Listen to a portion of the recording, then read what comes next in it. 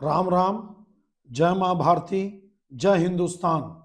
आप सभी का मेरे YouTube चैनल सच्चे साक्षात्कार में पुनः एक बार हार्दिक अभिनंदन एवं स्वागत है। आप सबसे निवेदन है कि कृपया मेरे इस चैनल को जो आप समर्थन और सहयोग प्रदान कर रहे हैं उसको आप अच्छा लगने पर मेरे आकलन विश्लेषण और समीक्षा आपको पसंद आने पर आप जरूर समर्थन दीजिएगा और लगातार अपने इष्ट मित्रों के द्वारा, परिचितों के द्वारा और व्हाट्सएप ग्रुपों में अपने मेंबरों के द्वारा सब्सक्राइब, शेयर, फॉरवर्ड जरूर करिएगा। छत्तीसगढ़ में पुनः एक बार भूपेश सरकार के शराब घोटाले का जिन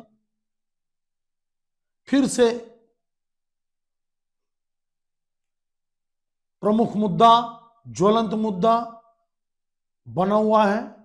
कारण यह है कि कवासी लखमा और उनके बेटे और उनके इर्द गिर्द उनके शागिर्द और परिचितों से पूछताछ होना ईडी के द्वारा, और ईडी का दावा कि 2161 करोड़ के शराब घोटाले में सबूत मिलना, पैसे के लेन देन के सबूत मिलना, रिकॉर्डिंग मिलना और इन्वेस्टमेंट के बारे में पक्की जानकारी मिलना, इन सब बातों को लेकर फिर से छत्तीसगढ़ की राजनीति भयंकर उबाल पर है। देखिए, आपसे मैं पुनः प्रार्थना करूंगा कि मेरा आप YouTube में जाकर शराब घोटाला, भूपेश बघेल और अनिल टुटेजा, त्रिपाठी, ढेबर, इस पर मैं एक वीडियो बनाया था, आप जरूर सुनना। मैंने उसमें एक प्रश्न उठाया था कि एक अनपढ़, निरक्षर या असाक्षर व्यक्ति विधायक तो बन सकता है, लेकिन मंत्री कैसे बन सकता है? यह संवैधानिक प्रश्न उठा रहा हूं मैं। यह बहुत बड़ा प्रश्न है। पता नहीं छत्तीसगढ़ के बड़े अधिकारी या संविधान के जानकार या बड़े बड़े वकील इस बात को कैसे छोड़ रहे हैं या छोड़ना चाह रहे हैं। मैं नहीं समझ पा रहा हूं कि मंत्री बनने पे आप एक संवैधानिक पोस्ट पे आ जाते हैं, जिम्मेदार पोस्ट पे आ जाते हैं, जहां पर आपको कई फाइलों पे दस्तखत करना पड़ता है, और जब आप फाइल को पढ़ नहीं पाओगे तो आप दस्तखत कैसे कर पाओगे? प्रश्न ये नहीं है कि कवासी लखमा जी आबकारी मंत्री रहते हुए वो फाइलों को पढ़ते नहीं थे, बिना पढ़े दस्तखत करते थे। ठीक है, तो इतने नादान कवासी लखमा जी नहीं है। लगातार 4, 5, 6 बार से चुनाव जीत रहे हैं विधानसभा का, रग रग से राजनीति से वाकिफ हैं। और मैं मान भी लेता हूं, चलो, कि आदिवासी सच्चा होता है, सरल होता है, ईमानदार, बहुत हद तक दूसरों से अपेक्षा ईमानदार होता है और एक प्रकार से इनोसेंट होता है।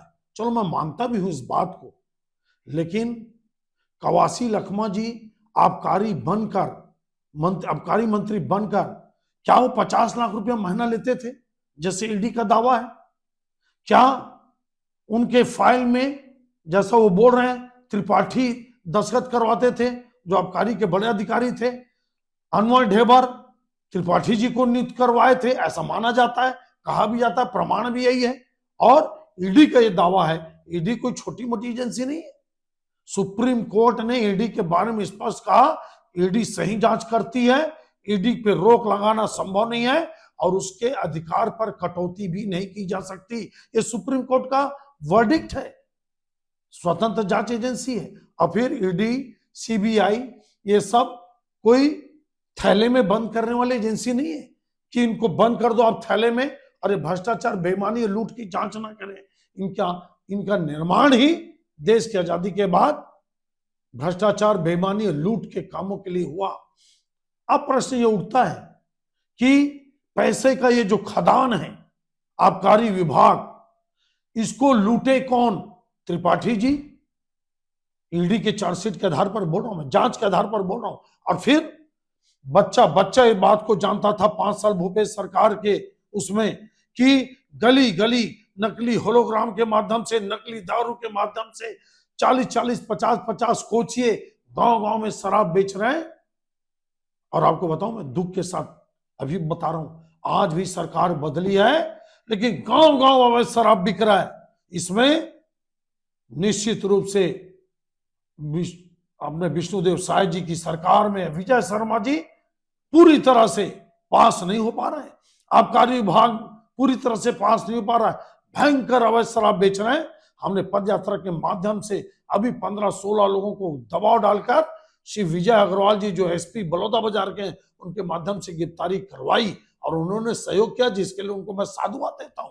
लेकिन ये ऊंट के मुंह में जीरा के बराबर है, कानून बदलने पड़ेंगे। खैर इसी सब पे मैं बाद में आता हूं।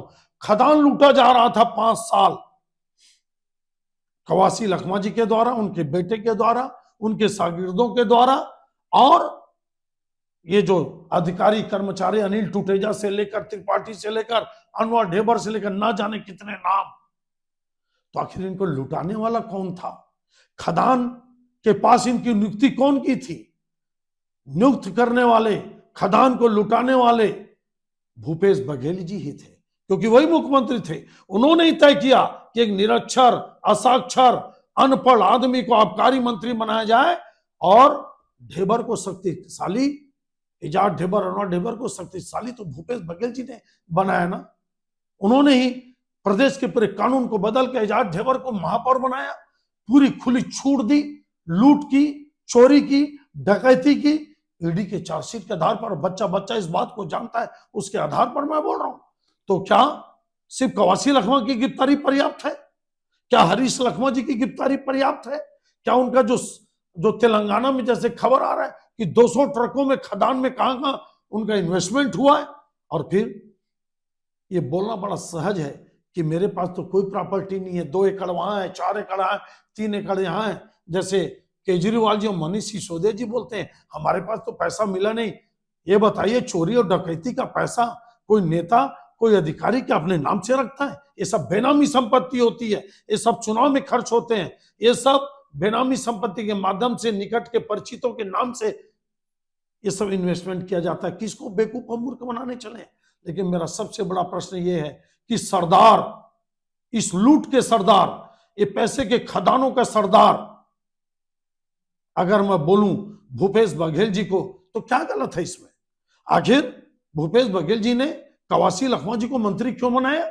जब वो फाइल पढ़ने में सक्षम नहीं थे और वो फाइल को पढ़ नहीं सकते थे, फाइल को समझना अलग बात है, पढ़ ही नहीं सकते थे। बात सच है कि कवासी लखमा जी को व्यक्तिगत तौर पे मैं कोर्ट में 1-2 बार मिला, वो पढ़ने में सक्षम नहीं थे। मैंने पढ़ के बताया कि नोटरी ने क्या लिखा है, तब उन्होंने दस्तखत किया। रायपुर कोर्ट की बहुत पहले की ये बात है। तो आखिर इतना बड़ा विभाग भूपेश बघेल ने आप कवासी लखमा जी को जानबूझकर दिया क्या? बिल्कुल मान के चलिए। और कवासी लखमा जी को साजिश के तहत बेचारे को फंसा दिया। अब बेचारा बोलो या जानबूझ के 50 लाख की लालच महीने का मिला हो, जो भी हो, सब जांच में आएगा। कोर्ट दूध का दूध, पानी का पानी करेगी। लेकिन एक बात बता देता हूं मैं, ये लूट, खदान लूटने का, अवैध खदान लूटने का, लूट मार मचाने का, शराब के पैसे से रायपुर से लेकर दिल्ली तक जो लूट का खेल चला, इसमें भूपेश बघेल जी नहीं बच सकते। बात है ईमानदारी से जांच होनी चाहिए। मेरा आकलन विशेषण अपनी जगह है। कुछ लोग कहते हैं कि मैं किसी से चिढ़ता हूं, किसी से नाराज होता हूं। ना, अभी मैं विजय अग्रवाल जी, विजय शर्मा जी के ऊपर बनाने वाला हूं वीडियो।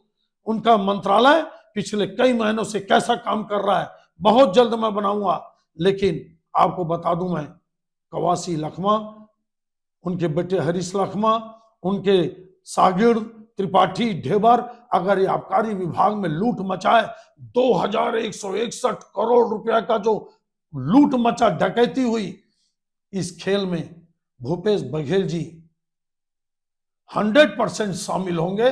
और उन्हीं के ताकत से, उन्हीं के दिए पावर से ये सब लूट हुआ। नहीं तो ये चोर, डकैती, ये कैसे किसी एक सीएम के बिना इनकी नियुक्ति इतने पावरफुल पोस्ट में हो सकती है? अब देखना यह है कि ईडी कितनी तेजी से कार्रवाई करती है। और अंत में जो मैं आकलन विश्लेषण किया, ये मीडिया रिपोर्ट्स के आधार पर किया, जन में जो चर्चा उसके आधार पर किया और कवासी लखमा के बयानों के आधार पर किया कि कैसे त्रिपाठी ने खेल किया और कैसे ऊपर से लेकर नीचे तक ढेबर को आबकारी मंत्री बनाकर रखा गया। इन सब आधार पर मेरा आकलन विश्लेषण है। मेरे को लगता है कि गिरफ्तारी सिर्फ कवासी लखमा और हरीश लखमा की नहीं होगी, उनके शागिर्दों को भी होगी। ये मेरा आकलन है, ये मेरा अपना विश्लेषण है। ये आपको कैसा लगा? क्या आप भी मेरे इस समीक्षा से सहमत हैं? तो जरूर बताइए, नहीं है तो भी बताइए, लेकिन समर्थन सहयोग देते रहिए। बहुत बहुत धन्यवाद। जय हिंद, जय छत्तीसगढ़ मातारी।